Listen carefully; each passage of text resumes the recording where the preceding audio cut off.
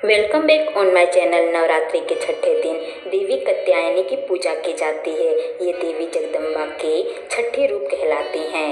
माँ कात्यायनी शेर की सवारी करती हैं और अपने हाथों में तलवार और कमल के पुष्प को धारण करती हैं।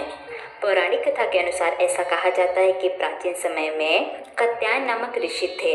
वो देवी जगदम्बा के बहुत बड़े भक्त थे और उनकी ऐसी इच्छा थी कि देवी उनके घर पर पुत्री के रूप में जन्म ले। इसीलिए ऋषि कात्यायन ने कई वर्षों तक कठोर तपस्या की। तब देवी जगदम्बा प्रसन्न हुई और देवी ऋषि कात्यायन से बोले कि मैं आपके घर पे पुत्री के रूप में अवश्य ही जन्म लूंगी। उसी समय महिषासुर नामक राक्षस ने बहुत ही ज्यादा आतंक मचा रखा था और सभी देवतागण उससे बहुत ही ज्यादा परेशान हो गए थे।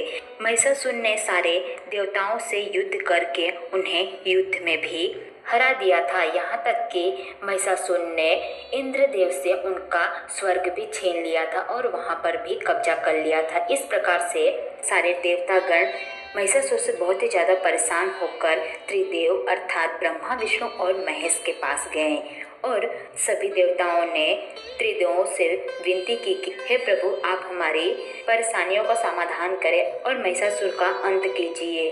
तब त्रिदेवों अर्थात ब्रह्मा विष्णु और महेश की ऊर्जा से देवी उत्पन्न हुई और इस प्रकार से देवी ने कात्यायन ऋषि के घर पर पुत्री के रूप में जन्म लिया और इस प्रकार से कात्यायन ऋषि के घर पे जन्म लेने के कारण देवी कात्यायनी माँ के नाम से जानी जाती हैं। उसके पश्चात देवी कात्यायनी ने महिषासुर के साथ युद्ध किया और युद्ध में देवी ने महिषासुर को पराजित किया और उसका वध कर दी और इस प्रकार से देवी ने सारे देवताओं की रक्षा की। माँ कात्यायनी के हाथों ही महिषासुर का अंत हुआ था, इसलिए देवी को महिषासुर मर्दानी के नाम से भी जाना जाता है। देवी कात्यायनी की पूजा करने से व्यक्ति के घर में सुख और समृद्धि बनी रहती है। कहा जाता है कि देवी कात्यायनी की पूजा करने से माता पार्वती प्रसन्न होती हैं। मान्यता है कि देवी कात्यायनी को शहद बहुत ही प्रिय है। कहा जाता है कि जब महिषासुर से युद्ध करते समय देवी कात्यायनी बहुत ही ज़्यादा थक गई थी, तब उन्होंने शहद से लगा हुआ पान खाया, जिसके कारण उनकी सारी थकान दूर हो गई। इसीलिए उन्हें शहद का भोग लगाया जाता है।